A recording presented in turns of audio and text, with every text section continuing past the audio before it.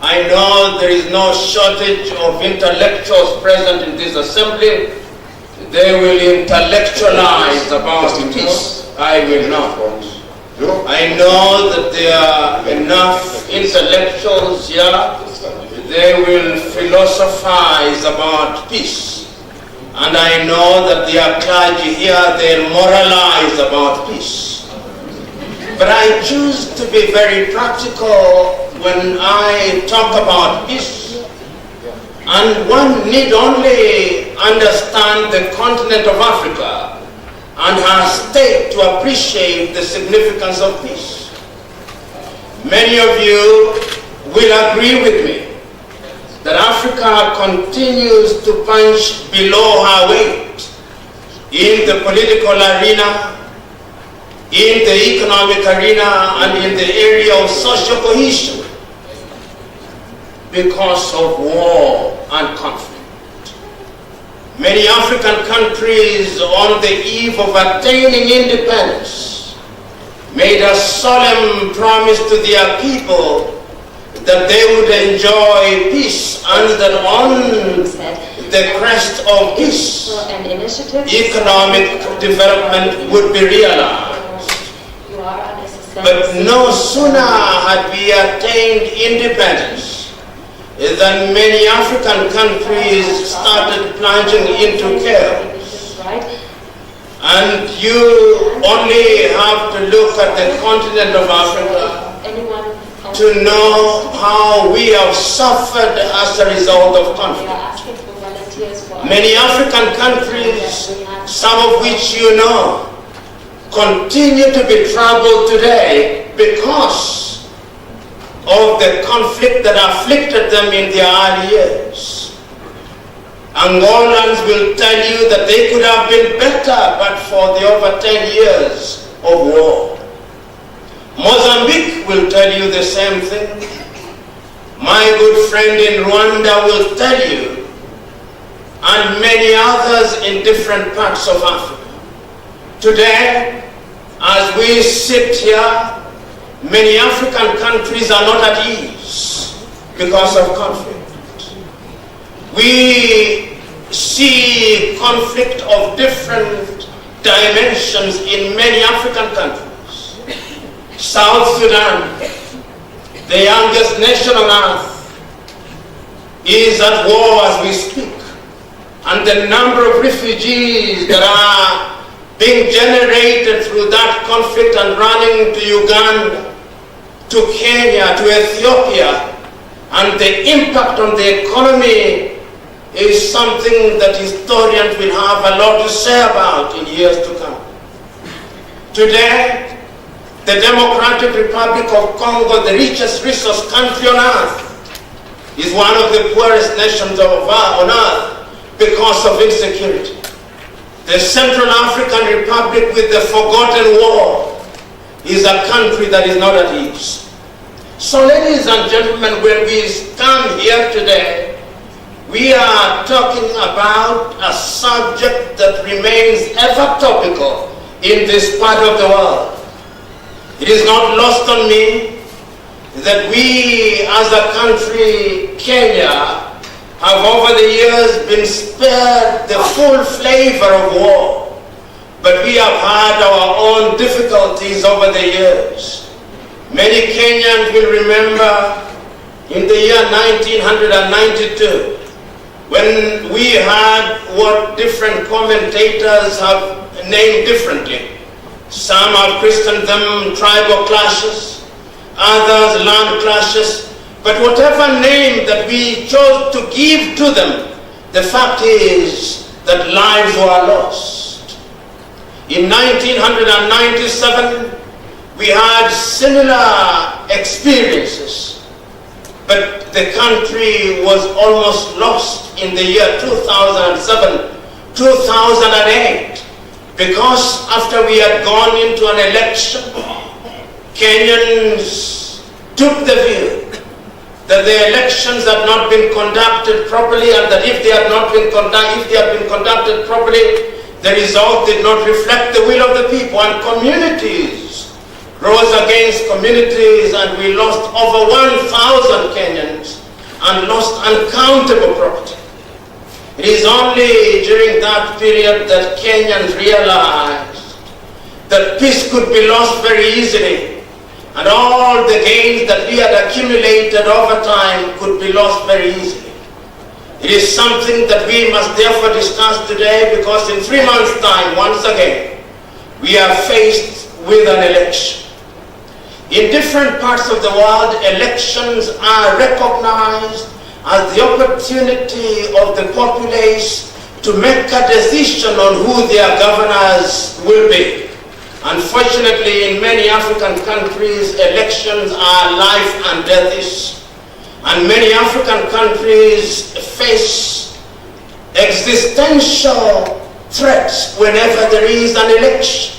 We have seen recently in different parts of Africa, in Burundi a few years ago, because of a contested election, the country is not at ease. We have seen in Zambia, after contested election, the country is not at ease. We have seen in different parts of Africa that elections also give birth to conflict. And therefore, when we are assembled here today, we must ask ourselves, do we recognize that peace is a commodity that once lost can never be gained easily? Do we recognize that all the vision that we have as a people and as a continent cannot be realized if we do not have peace? It is not lost on me that many African countries today, in their quest to attain economic independence and economic prosperity, have declared unto themselves visions. In Kenya, there is Vision 2030. And the intention of the government of Kenya is to ensure that by 2030 we are a middle-level economy, and that we enjoy the fruits and dividends of peace and economic progress. But the fundamental question that we never ask, what about if we undermine our peace? In Uganda, they have their Vision 2040, and in all the countries we have all these visions. But let me tell you that these visions can turn into a nightmare in the twinkling of an eye. It is not lost on me that we do not have the practicing politicians here. But in many countries throughout the world, conflicts have been brought about because of the conduct of the political class. My good friend Francis Ole Kaparo and the Cabinet Secretary General Kaiseri were practicing politicians until a short while ago. And they can testify that in this country, the venom that is spilled by the politicians is what threatens this nation. Chairman Kaparo heads an organization called the National Cohesion and Integration. The declared agenda of that commission is that it is at once the midwife that will ensure that Kenyans will celebrate their Maasai-ness as Igbos, that they will celebrate being Kikuyus and Kambas and all the 53 tribes, but they shall move forward as one because we are tied in the hip as Kenyans. Writing in 2003, a Kenyan politician, Koigi Wawamwere, in a book titled Towards Genocide in Kenya, The Curse of Negative Ethnicity, says, not in so many words, but says in effect, that the tragedy of Kenya, as in many African countries, is that the African is often hypnotized by the politician who tells him that their survival and safety and economic prosperity not only requires but demands that the other communities be oppressed. And it is towards that politicians create conflict in different parts of Kenya, and therefore create an environment where we cannot enjoy the dividends of peace and the dividends of economic development. We are a country with 53 nationalities. One of the things that we must do in our quest to ensure that we have peace is to create an environment where people can enjoy the fruits of their labor without resorting to ethnic animosity. You know, General Kaiseri is here, and I'm being very practical about it. Right now in a place called Baringo in Kenya, the men are not at ease. So the question that they are asking is a foundational question. Why are governments constituted amongst men? Governments are constituted amongst men that they may use the taxes that they get from the people to ensure that an environment is created where peace and harmony is restored. We are heading towards an election. The Pokot of Kenya are asking, are we part of the Kenyan equation? The Turkana of Kenya are asking that question. And many communities are asking that question. And in a conference such as this, it gives us an opportunity to hear from government officials what it is that they are doing to ensure that peace will be maintained. It is also important in a conference such as this to remind the political class, to remember the wisdom of old, that those who arrogate to themselves the monopoly of wisdom often lead their countries through shortcuts to chaos. It is therefore important that we must remind ourselves that there is nothing that can be achieved without peace. It is the great Indian Mohandas Gandhi who said, there is no way to peace. Peace is the way. And I am submitting to us who are assembled here today, particularly in a multi-ethnic environment in which we live, we must ask ourselves fundamental questions. What are we doing at an individual level to ensure that an environment is created in which we have a competition of ideas? And I say this because in the next few weeks, the campaign period will begin. And in the Kenyan environment, the political class will be going out to the people and making promises to the people of Kenya, promises including, among other things, that they shall make ice out of water. Let them make the promises, but let them make promises that will not endanger peace in our country. The government has an obligation to ensure that peace is maintained, but we must ask ourselves as communities and as individuals, what is the contribution that we can make?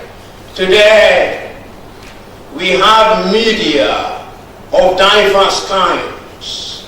Not so long ago, 2 weeks to be exact, on the 29th day of April to be exact, I saw a headline by a Kenyan daily newspaper, and the headline said, the Luhyas are happy and the Kambas are unhappy. And I asked myself, where did they take the poll among the Luhyas? Where did they take the poll amongst the Kambas? That kind of reporting is the kind of reporting that threatens peace. In the African setting in Kenya, sometimes when two drunkards fight in the slum areas, one is a drunkard and the other is a drunkard, our newspaper sometimes proceed to report that a Kikuyu and Luo fought. No, there were no Kikuyus, there were just two drunkards. One is therefore said that going forward, it is important that the media, particularly in Africa, ask the fundamental question. Even as they talk about press freedom, we must ask ourselves, what is press responsibility? We are quick to talk about freedom, but slow to talk about our responsibility. Our countries are fragile, and because of their fragility, we must remind ourselves on a daily basis that there are certain things that you can say in the United States of America, but it will never be shaken. There are certain things that you can say in France, it will never be shaken. There are certain things that you can say in the Netherlands, it will never be shaken. But the same thing said in an African setting can destroy a country. The media, remember the words of Joseph Momo of Sierra Leone. The media is like a warrior who carries a Kalashnikov in his hands. He can use it to protect or use it to destroy. Let us have responsibility in the media in this country and in Africa. Yet there is another thing called social media. We have WhatsApp, we have Instagram, we have Facebook, all these toys that have been given to us by the innovators of the world.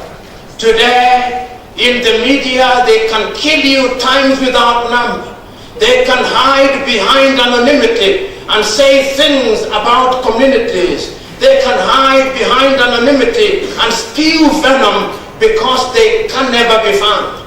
But let them remember, as Martin Niemöller said, when they came for the Jews, he thought he was not one. When they came for the Catholics, he thought he was not one.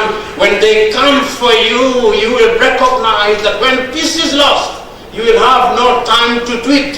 When peace is lost, you'll have no time for Facebook. When peace is lost, you'll now have no time for WhatsApp. When peace is lost, you'll have no time to SMS. Therefore, we have a patriotic duty and a responsibility to ensure that when you write something, it is something that builds. When you condemn with the sobriety that opens the eyes of your enemy, not with the arrogance that inflames their anger.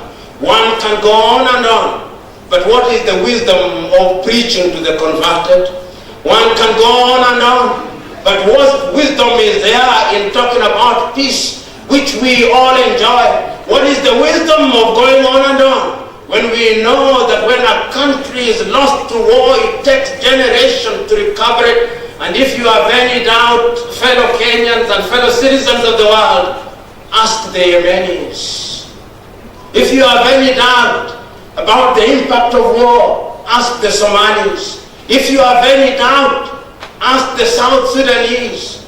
If you have any doubt, ask the Congolese. If you have any doubt, ask the Syrians. Then you will know that the day that peace disappears, it will never be the same again. So my appeal to us is, as we intellectualize about peace, and we must, as we philosophize about peace, and we must, as we moralize about peace, and we must, let us remember that we are talking about a practical reality.